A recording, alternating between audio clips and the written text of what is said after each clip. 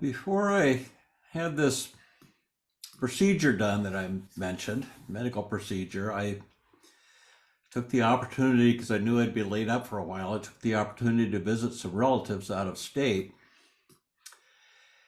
And it was an easy trip, but after being around other people 24/7 and standing in lines at airports,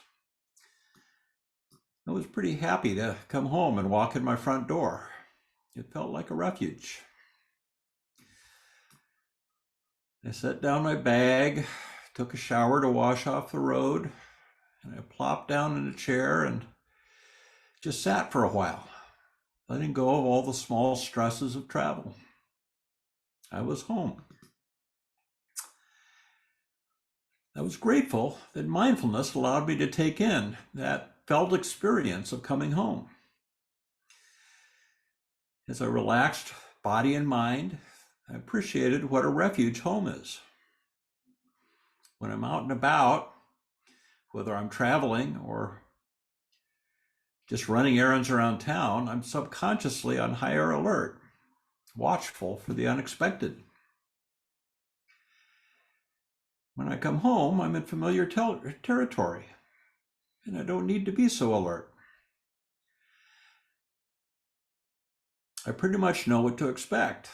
When the refrigerator motor flips on, I don't jump. It's a familiar sound. So try paying attention, being mindful the next time you come home, and notice any effect it has on the body and the mind. For many of us, this is a feeling of refuge. It's a safe place where we can relax and let go. I know that this is not the case for everyone. Sometimes where we live is a place of stress and cause for tension rather than relaxation. But home, as a place of refuge, can be anywhere. If you're traveling and staying in a hotel somewhere, returning to your room after a busy day out and about feels like a refuge. I can only imagine that when an unhoused person returns to their tent, it must feel like a refuge. What's important is not the location of home, but the ability to actually experience a sense of refuge, of peace, of safety. The Buddha emphasized the importance of refuge and pointed out that it's more a state of mind than a physical place. The real refuge is the peace and serenity of mind that he taught us to cultivate, which is available to us wherever we are if we know how to tap into it. Indeed, he encouraged this in his monastic followers when he told them to leave home and become itinerant wanderers, as he was, in order to reinforce this lesson. At home, everything is in its familiar place and there are not too many surprises. But out in the world, our reptilian brain kicks in and we are on high alert for hazards. A friend of mine likes to joke, danger lurking everywhere. She says it all the time. Cognitive scientists and meditation teachers point out that this anxiety can be a habit of mind if we're not careful. It can become a habit of mind. One goal of meditation practice is to provide easy access to a sense of refuge, of peace, no matter where we are or what's going on. A busy airport can be a great place to practice.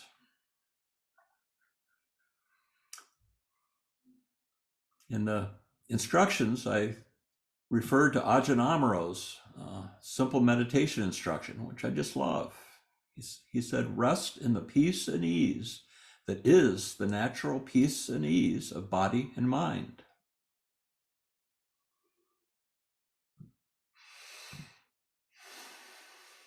While I was away, I stayed with a relative who is about 10 years older than me. And her son had given her an iPad, but she had no idea how to use it. I spent some time showing her how it worked And initially, she kept getting confused because after scrolling through a few pages or switching apps, she didn't know how to get back to where she started.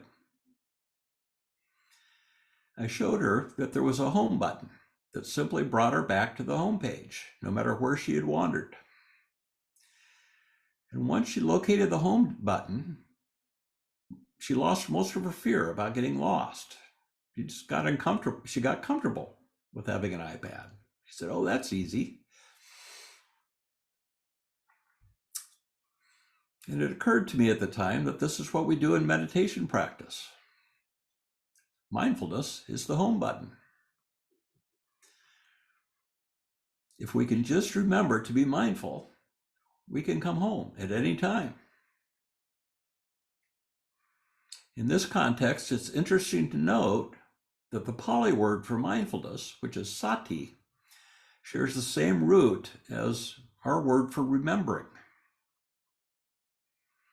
Mindfulness, then, mindfulness is remembering to pay attention wherever you are, remembering that you are aware.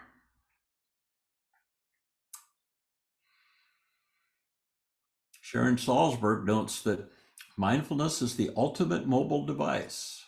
You can use it anywhere, anytime, unobtrusively. I like to think of that quote sometimes when I'm riding a city bus. I'm using my mindfulness mobile device and nobody knows. Our ability to pay attention, our awareness, is always accessible. It's right here. And when we cultivate this quality of attention, the present moment becomes our refuge.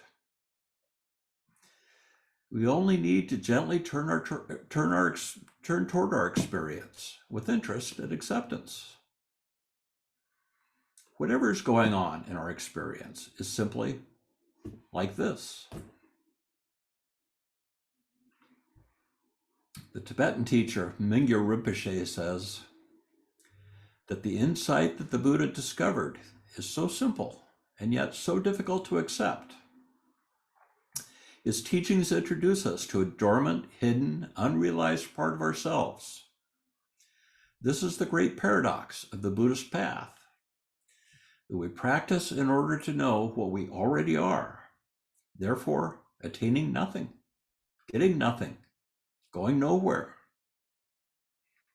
We seek to uncover what has already been here all along.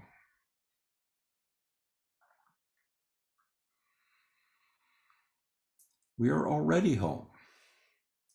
We just don't appreciate it because we get lost in wanting things to be other than they are. I've always thought that The Wizard of Oz is a great Dharma story. Dorothy dreams about a better world. And then she leaves on a long journey, seeking it out and experiencing many wonders and overcoming obstacles.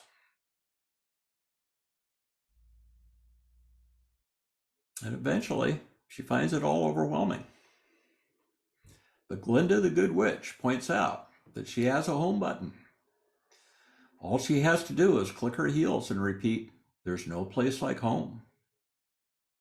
There's no place like home."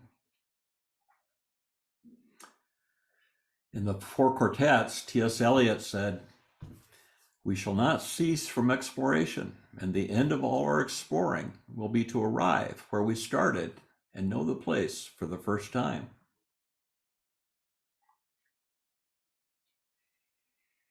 Of course, if you know the Wizard of Oz story, you know that Dorothy's great journey was only a dream. This makes it all the more a Dharma story, I think. There's a Chinese proverb that goes, "All of life is a walking dream. All of death is a going home."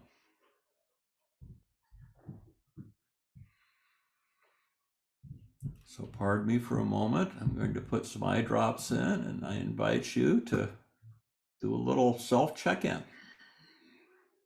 Just be a few seconds.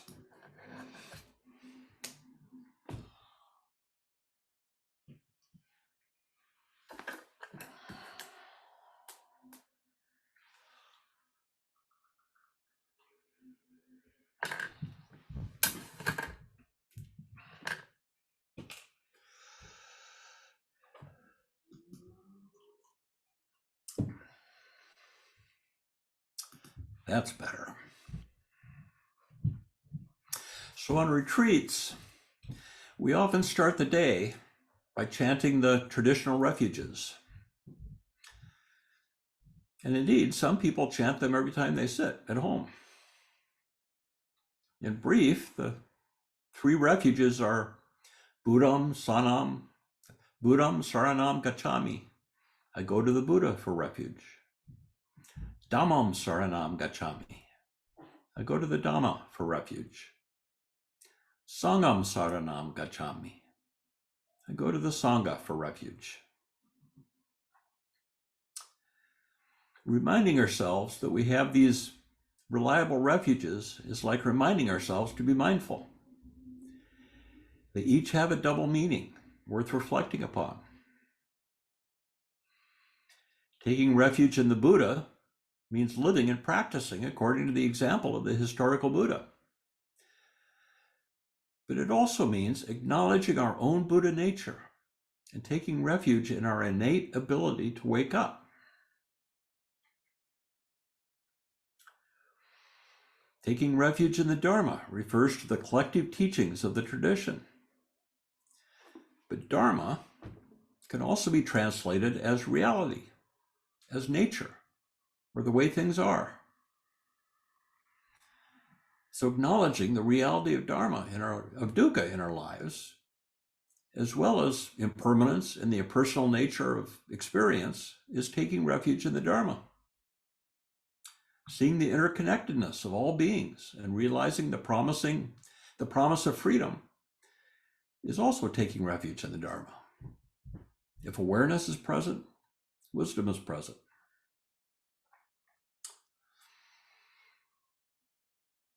I just sat a retreat with South Bay teacher Gil Fronsdal, and he asked the question, rhetorical question, what is it that is known by the wise? And then provided the answer. That which is a refuge, freedom, the Dhamma, which is the nature of things.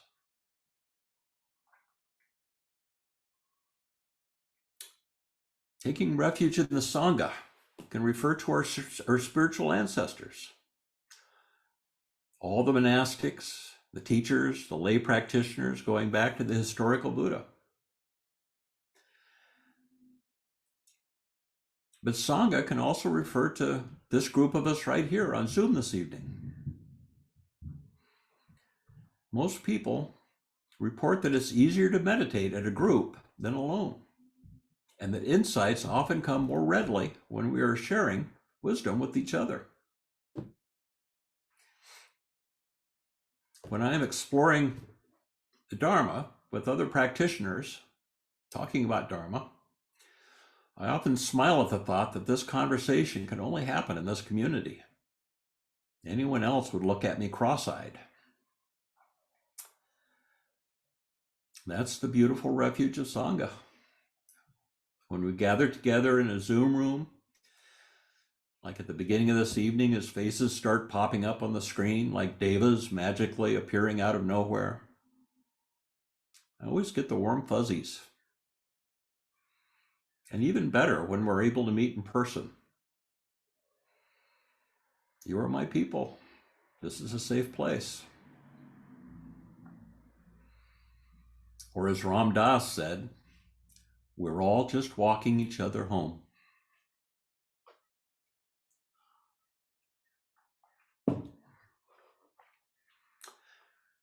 The Buddha invites us to be islands unto yourselves, refuges unto yourselves, seeking no external refuge. With the Dhamma as your island, the Dhamma as your refuge, seek no other refuge. It's a reminder that we already have everything we need in this fathom-long body to find refuge and to wake up. We don't need great learning or years of practice or proficiency in Pali. The secret teaching of the Buddha is that a peaceful heart and mind are our natural home. Just as that Ajahn Amaro quote, the peace and ease It's our natural home. I've mentioned a number of different refuges that we can tap into, but I don't want to neglect the simplest and perhaps the easiest to access, which is the breath. The breath is, of course, just another function of having a body, being in a body. But for millennia, yogis have found it to be a reliable refuge because the breath only happens in the present moment. I often start my formal meditations by focusing on the breath for a few minutes, just to ground me in the here and now. But amidst the distractions of everyday life, when I get overwhelmed by lists and projects, by crowds and complications, I know that I only have to tune into my breath for a moment in order to ground myself in the present moment and find peace. It feels like a gift, maybe more like grace. The Latin word for breath or wind is spiritus, which you may know is the root word for our word spiritual. In our tradition, spiritual is not some concept or set of beliefs. Spirit is the breath, something that is ever changing, something that cannot be held on to, but nevertheless is an utterly reliable refuge, so simple that we don't trust it until we learn to make it our home.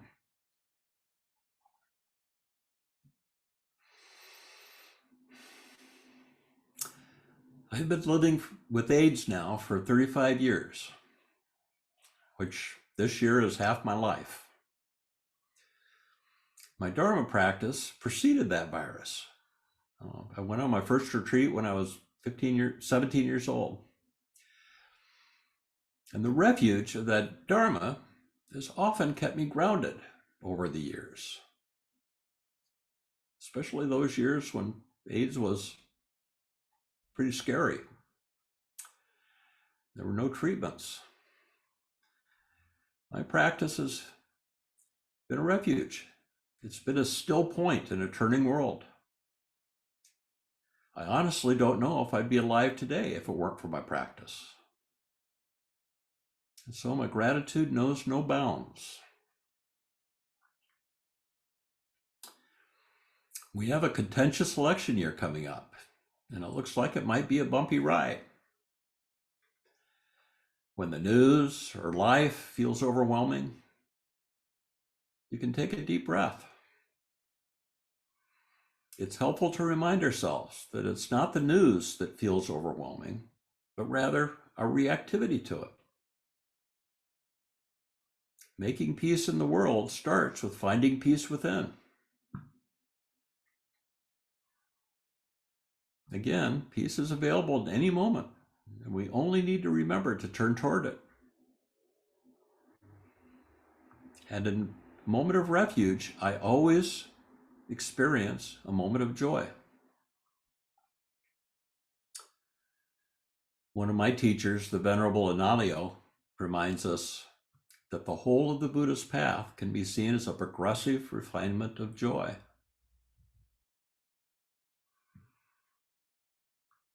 And finally, the ultimate refuge is nibbana. Nibbana in Pali, nirvana in Sanskrit, or the unconditioned, with the cessation of all attachment, aversion, and ignorance.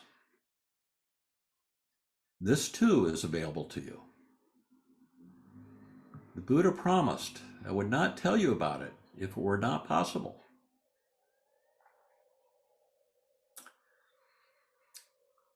So I'll end with a quote from Yatsumna Tenzin Palmo, an English woman who's also a Tibetan teacher, who said, the nature of the mind has no problems. It's the only place in samsara which has no problems. It's our real island of refuge. And this is why we are trying to experience the nature of the mind, because this is the only place where there is security.